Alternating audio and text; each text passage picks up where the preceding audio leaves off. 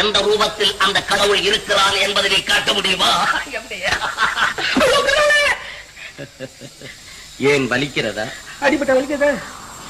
அந்த வலி எப்படி இருக்கிறது, அது எந்த ரூபத்தில் இருக்கிறது என்பதை காண்பிக்க முடியுமா? பைத்தியக்காரனா இருக்கிறாங்க.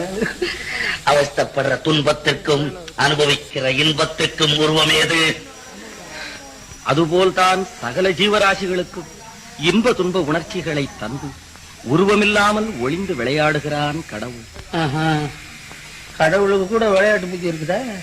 அந்த கடவுள் காட்டும் பேரின்பத்தை மறந்து கயல்வெளியார் காட்டும் சிற்றின்பத்தில் உன் சிந்தையை சிதறவிடாது. இன்பத்துல சின்னது வேற பெருசு வேறையா? சந்தேகம் என்ன? அழியும் உடலோடு இரண்டர கலந்து அத்துடன் அழியும் அற்ப இன்பம் தான் சிற்றின்பம். ஆதியந்தம் இல்லாத இறைவனுடன் இரண்டர கலந்து அழிவே இல்லாத நிலையை அடையும் இன்பம்